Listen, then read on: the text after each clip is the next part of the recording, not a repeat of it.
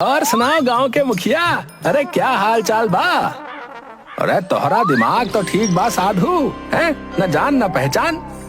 मेरा स्वभाव ही कुछ ऐसा है, मुझे बहुत तेजी से भूख लगी है। अरे तो हम क्या करें, तुम क्या करो? अरे या तो मुझे पैसे दो या फिर कुछ खाने को दो। मुखिया बहुत बुरा सा मुंह बनाता हुआ साधु की ओर देखकर बोला, अरे तेरे बाप का मेरे ऊपर कर्जा है क्या? हैं? मैं अपने गांव में भिखारी का आना वैसे भी पसंद नहीं करता। अरे तुझे इस तरह से किसी का अपमान करने का कोई अधिकार नहीं है मुखिया। अरे तो तू क्या उखाड़ लेगा? हैं? तू सीधी तरह से यहाँ से निकल जा, नहीं तो धक्के देकर बाहर निकाल दूंगा। साधु गुस्से में वो गांव छोड़कर चला गया और एक जंगल में बैठकर गुस्से से बोला, जिन गांव वालों ने मुझे इतना अपमानित किया है, उन्हीं गांव वालों की मदद से मैं इतना अमीर बनकर दिखाऊंगा जिसकी किसी ने कल्पना तक नहीं की होगी। हाँ। इधर गेंदा सेठ अपने घर पर बैठा हुआ अपनी पत्नी से बोला, मुझे बहुत तेजी से भूख लगी है। अरे अभी 10 मिनट पहले तो तुमने खाना खाया था। मैं जब भी खाना मांगता हूँ तुम यही वाक्य बोल देती हो। मैं तुमसे तंग आ चुका हूँ। क्योंकि मैं खाना बनाते बनाते तंग आ चुकी हूँ। जाओ जाकर जंगल में जो बड़े बड़े पेड़ लगे हुए हैं उन्हें जाकर खाओ।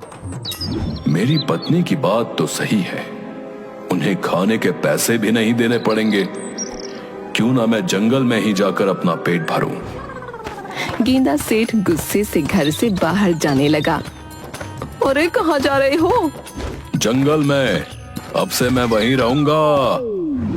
हाँ हाँ जाओ, तुम्हारे जैसे वनमानुष के लिए जंगल ही बना है। गेंदा सेठ जंगल की ओर निकल गया। इधर शर्मीली पागलों की तरह अपने पति पुट्ठा को गांव में ढूंढती फिर रही थी। तभी अचानक शर्मीली की नजर गांव के मुखिया पर पड़ी। शर्मीली दौड़ती हुई मुखिया के पास जाकर बोली, मुखिया जी, क्या आपने मेरे पति को देखा है?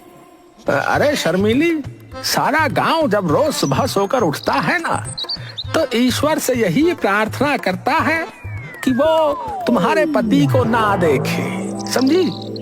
बकवास मत कीजिए मुखिया जी, मेरा दिल बैठा जा रहा है। वो सुबह से घर नहीं लौटे। अरे तो जल्दी जाओ, जाकर गांव और घर में उस भुलक्कड़ को तलाश करो शर्मीली। गांव का हर घर का दरवाजा खटखटाकर पूछ चुकी हूँ, मगर पुट्ठा को किसी ने नहीं देखा। तभी वहाँ पर गांव का ही एक व्यक्ति मुस्कुराता हुआ आया और शर्मीली से बोला, मैंने सुबह सुबह पुट्ठा को जंगल की ओर जाते हुए देखा है।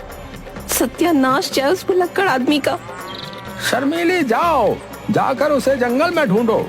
गांव के लोग तो उसे संभाल लेते हैं, लेकिन जंगल के जंगली जानवर उस भुलक्कड़ को ज्यादा देर तक नहीं झेल पाएंगे। हाँ। इतना बोलकर मुखिया और वो व्यक्ति वहाँ से चले गए। शर्मीली बेचारी जंगल की ओर चल पड़ी। जंगल के काफी अंदर निकलकर शर्मीली को पुट्ठा एक पेड़ के नीचे बैठा हुआ नजर आया। शर्मीली उसके पास जाकर गुस्से से बोली, अरे यहाँ आराम से बैठे हुए जंगल के पेड़ों को क्यों निहारे जा रहे हो? पुट्ठा शर्मीली की ओर देखकर क्रोधित अवस्था में बोला, देखो कमलनाथ, मुझे तंग मत करो, बता रहा हूँ। हाँ। शर्मीली ने एक जोरदार जांटा पुट्ठा के गाल पर जड़ दिया। पुट्ठा की याददाश्त वापस आ गई। अरे शर्मीली, मुझे कितनी देर से भूख लग रही है, जाओ जल्दी से मेरे लिए खाना बना कर लेकर आओ। तभी उस जंगल में शेर की दहाड़ गूंज उठी। शेर की दहाड़ सुनकर कांपती हुई शर्मीली पुट्ठा की ओर देखकर बोली, इसे भी भूख लग रही है, समझे तुम? अरे तुम अपने घर में नहीं बल्कि जंगल में बैठे हो। कुछ देर अगर और यहाँ बैठे तो किसी शेर का तुम स्वयं भोजन बन जाओगे। शर्मीली पुट्ठा का हाथ पकड़कर उसे वहाँ से खींच कर ले जाने लगी। वो दोनों कुछ दूर एक तालाब के पास पहुँचे ही थे कि तभी शर्मीली के कानों में एक साधु के हंसने की आवाज टकराई। शर्मीली ने देखा कि एक साधु तालाब के किनारे बैठा उन दोनों को ही देख रहा था। साधु महाराज, हंसने की बजाय अगर आप मेरे पति का इलाज कर दें तो आपकी बहुत ज्यादा कृपा होगी। महाराज, तेरे पति का इलाज तो है, लेकिन उसके लिए तुझे बहुत दूर जाना पड़ेगा। साधु महाराज, बस ये सही हो जाए, फिर चाहे मुझे इसके लिए कुछ भी क्यों ना करना पड़े। साधु रहस्यमयी अंदाज में शर्मीली की ओर देखकर बोला। तो फिर सुनो, तुम्हारे पति का इलाज इस काल में नहीं बल्कि उस काल में है। तभी पुट्ठा साधु की ओर क्रोधित अवस्था में देखकर बोल उठा। यहाँ से चला जा मूर्ख, है ये क्या बार बार बाल बाल बोल रहा है? शर्मिली देखो, मैं अपने बाल नहीं कटाने वाला। अबे मैं तुझसे नहीं, तेरी पत्नी से बात कर रहा हूँ बे। अरे इनकी बातों को छोड़िए, आप मुझे बताइए कि क्या इलाज है। यहाँ से कुछ दूर घनी झाड़ियों में एक उड़न खटोला रखा हुआ है जो समय के पीछे ले जाता है। आपका मतलब राजा महाराजाओं के दौर में? तुमने बिल्कुल सही समझा। इस समय एक भुलक्कड़ इस समय उसी सोने के उड़न खटोले के आसपास टहल रहा है। अरे साधु महाराज, हमें उस भुक्कड़ से क्या मतलब? जब तक उस उड़न खटोले में 3 लोग सवार नहीं होंगे वो उड़ नहीं सकता। वो खटोला तुम्हें 500 साल पीछे की ओर एक महल की छत पर उतार देगा। उस राज्य में सुट्टा नाम के एक राजा का शासन है जो तुम्हारे पति का ही हम शक्ल है।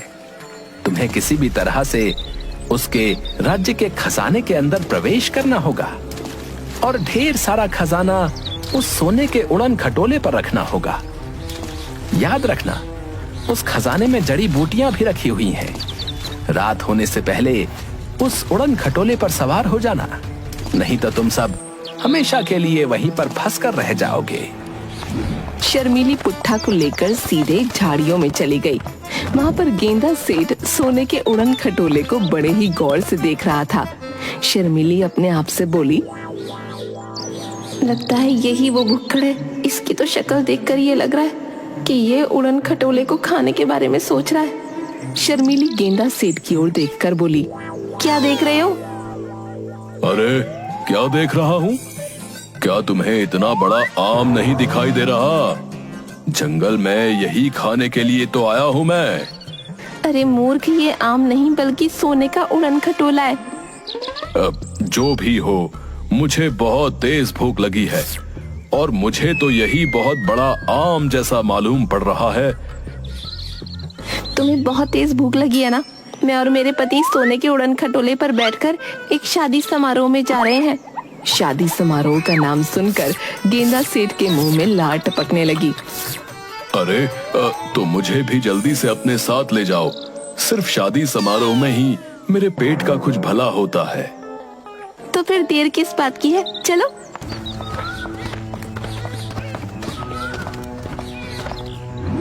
उन तीनों के बैठते ही अचानक सोने का उड़न खटोला हवा में उड़ने लगा। अगले ही पल सोने का उड़न खटोला एक बहुत बड़े महल की छत पर खड़ा हुआ था। अचानक सोने का उड़न खटोला गायब हो गया और उन तीनों ने अपने आप को महल के द्वार पर खड़ा पाया। लगता है हम लोग पिक्चर के अंदर आ गए हैं। बकवास बंद करो और कुछ भी बोलने की आवश्यकता नहीं है। तभी वहाँ पर मंत्री दौड़ता हुआ आकर उन लोगों की तरफ देखकर बोला, महाराज सुट्टा की जय हो। महाराज, आप तो शाम के समय आने वाले थे। आप सुबह सुबह इतनी जल्दी आ गए और बाकी सब कहाँ हैं महाराज? सुबह का भूला अगर शाम को घर वापस आ जाए तो उसे भूला नहीं कहते। वैसे कौन हो तुम? ये सुनकर मंत्री अपनी खोपड़ी खुजाते हुए पुट्ठा की ओर देखकर बोला, महाराज, शायद आपने मुझे पहचाना नहीं। मैं आपका मंत्री। पुट्ठा मंत्री को बहुत गौर से देखने लगा। पुट्ठा मंत्री से कुछ बोलने ही वाला था कि तभी शर्मीली मंत्री से बोली, महाराज की तबीयत सही नहीं है। हम छोटा महाराज के आज से नए साथी हैं। लेकिन इनके साथ शिकार पर महामंत्री भी गए थे। वो क्यों नहीं आए? वो कल तक आ जाएंगे। अब महाराज को और हमें अंदर आने दो। महाराज बहुत थके हुए हैं। तभी सेठ की नाक में अच्छे खाने की सुगंध टकराई। अरे वाह, खाने की सुगंध। महाराज के आने की खुशी में महल के अंदर 2 दिन से दावत चल रही है। कुछ ही देर में पुट्ठा, शर्मीली और गेंदा सेठ महल के अंदर खड़े थे। गेंदा सेठ शर्मीली की ओर देखकर बोला, मुझे तो बहुत तेज भूख लग रही है और इतने अच्छे खाने की सुगंध मैंने आज तक नहीं सूंघी। पहले मुझे भोजन करवाओ। ठीक है चलो। इतना बोलकर शर्मीली मंत्री से बोली, महाराज के नए साथी हैं, इन्हें ना बहुत तेज भूख लगी है। आइए, मैं आपको पेट भर के भोजन कराता हूँ। मंत्री ने गेंदा सेठ को समारोह में बैठा दिया, मगर कुछ ही देर में गेंदा सेठ पूरे समारोह का खाना खा गया और मंत्री से बोला, अब मुझे लग रहा है जैसे कि मेरे पेट में कुछ भारी वजन गया है। जाओ और खाना लेकर आओ। लेकिन खाना तो सब खत्म हो गया। एक व्यक्ति इतना सारा खाना कैसे खा सकता है? क्यों नहीं खा सकता? मुंह से खा सकता है। इस दृश्य को देखकर शर्मीली को अपना सर चकराता महसूस होने लगा। मैंने बड़े बड़े भुक्कड़ देखे, मगर इससे बड़ा भुक्कड़ तो मैंने आज तक नहीं देखा। मुझे तो लग रहा है कि अगर मैंने जल्दी कुछ नहीं किया तो ये सारे राजमहल का खाना खा जाएगा। इतना बोलकर शर्मीली मंत्री से बोली, मंत्री जी कुछ भोजन और दे दीजिए। क्या है ना कि ये जंगल में कई दिनों से भूखे थे। कितने भी भूखे हों, पूरे 400 आदमियों का खाना था। तभी वहाँ पर पुट्ठा आ गया और मंत्री की ओर देखकर बोला, ऐसा लगता है मैंने तुम्हें कहीं देखा है। ये आप कैसी बातें कर रहे हैं महाराज सुट्टा? आपकी तबीयत तो सही है, मैं आपका मंत्री। तभी पुट्ठा ने मंत्री के गाल पर तमाचा जड़ दिया। तुम्हें शर्म आनी चाहिए शर्मीली, तुम मेरी पत्नी, अब तुम कह रही हो तुम मेरी मंत्री हो। मंत्री तुम नहीं, बल्कि इस राज्य का मंत्री मैं हूँ। ये आप कैसी बातें कर रहे हैं? अगर आप मंत्री हैं तो फिर मैं कौन हूँ? आप हैं यहाँ के महाराज सुट्टा। महाराज आपको क्या हो गया है? और आप कैसी बहकी बहकी बातें कर रहे हैं? और तो और आपने भिखारी जैसे कपड़े भी पहन रखे हैं। ही। इतना बोलकर मंत्री सभी को गौर से देखने लगा।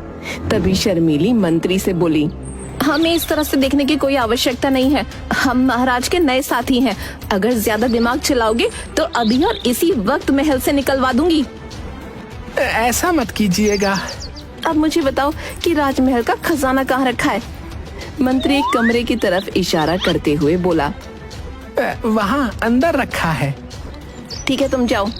मंत्री वहाँ से चला गया। लेकिन मुझे भूख लगी है। अरे ओ भुक्कड़, 400 आदमियों का खाना खा चुका है तू। अब क्या इंसानों को भी खाना शुरू कर देगा? मैं अपने पति के इलाज के लिए यहाँ पर आई हूँ, तुझे ठूसाने के लिए नहीं यहाँ पर आई। इतना बोलकर शर्मीली सीधे उस कक्ष के अंदर चली गई।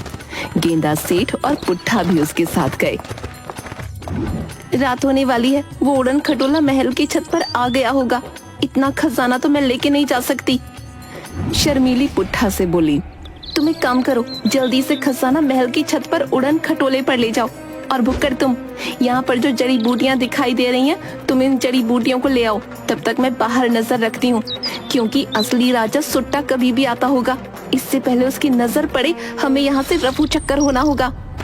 इतना बोलकर शर्मीली वहाँ से चली गई। पुट्ठा गेंदा से बोला, मैं तो ये भूल ही गया कि मेरी पत्नी ने मुझे क्या ले जाने के लिए बोला है। ये खजाना या फिर ये हरी हरी सब्जियाँ? गेंदा सेठ मुस्कुराते हुए बोला, ये खजाना तो तुम ही ले जाओ और मैं हरी सब्जियों को ले जाता हूँ। मुझे खजाने से कोई मतलब नहीं। मुझे तो ये जड़ी बूटियां बहुत ही स्वादिष्ट लग रही हैं और मुझे भी भूख लगी है। इतना बोलकर गेंदा सेठ वो सारी जड़ी बूटियां खा गया। जड़ी बूटियां खाने के बाद गेंदा बोला, चलो अब हम दोनों मिलकर खजाना उड़न खटोले तक ले चलते हैं। आखिरकार हमें वापस भी तो चलना है। गेंदा सेठ खजाना बोरी में भरकर महल की छत पर रखे हुए उड़न खटोले के पास लेकर आ गया, मगर पुट्ठा और उन बोरियों को दोबारा खजाने के कमरे में ले जाने लगा। ये क्या कर रहे हो तुम? क्या तुमने मेरी पत्नी की बात नहीं सुनी? उसने कहा था कि तुम खजाना ऊपर ले जाओगे और मैं इसी खजाने को वापस खजाने के कमरे में ले जाऊंगा। इतना बोलकर पुट्ठा वो सारा खजाना दोबारा खजाने के कमरे के अंदर रखाया। तभी वहाँ पर शर्मीली भागती हुई आई और बोली, जल्दी से उड़न खटोले पर बैठो, महाराज सुड्डा पधार चुके हैं और मंत्री को पता लग गया है कि हम तीनों बहरूपिये हैं। वो हमें गिरफ्तार करने के लिए यहाँ आ रहे हैं। क्या तुमने खजाना और जड़ी बूटियाँ सोने के उड़न खटोले पर रख दी ना? हाँ हाँ रामवती, जैसा तुमने कहा था मैंने वैसा ही किया। शर्मीली माथा पीटते हुए पुट्ठा का हाथ पकड़कर सीधे उड़न खटोले पर बैठ गई। शर्मीली के बैठते ही उड़न खटोला अचानक वहाँ से गायब हो गया और उसी जंगल में वापस आ गया। साधु वहाँ पर शायद उनका ही इंतजार कर रहा था। अरे यहाँ खजाना कहाँ गया? खजाना? खजाना तो तुम्हारा पति वापस रखाया। और जड़ी बूटियाँ? जड़ी बूटियाँ? मुझे बहुत तेज भूख लगी थी, वो तो मैं खा गया। तभी वो साधु चीखते हुए उन तीनों की ओर देखते हुए बोला, तुम तीनों अभी और इसी वक्त इस उड़न खटोले से नीचे उतर जाओ, नहीं तो मैं तुम्हें जलाकर भस्म कर दूंगा। शर्मीली, पुट्ठा और गेंदा डरते हुए उस उड़न खटोले से नीचे उतर आए। साधु गेंदा और पुट्ठा की ओर देखकर बोला, तुम दोनों इंसान के नाम पर कलंक हो, कलंक। मैंने सोचा था कि तपस्या करके उड़न खटोले को तैयार करूंगा और मैंने ऐसा किया भी, मगर उड़न खटोले की शर्त यह थी कि इसमें एक भुलक्कड़ और एक भुलक्कड़ ही सवार होगा। और फिर तुम्हारे जैसे निकम्मे मुझे मिल भी गए, लेकिन तुम्हारी मूर्खता ने मुझे फिर से वहीं वापस लाकर खड़ा कर दिया। सोचा था पुराने काल से खजाना मंगाकर जिंदगी ऐश में काटूंगा, पर अब चले जाओ। गेंदा साधु की बात सुनकर डरते हुए अपने घर की तरफ भाग गया और शर्मीली पुट्ठा का हाथ पकड़कर अपने घर की ओर भाग गई।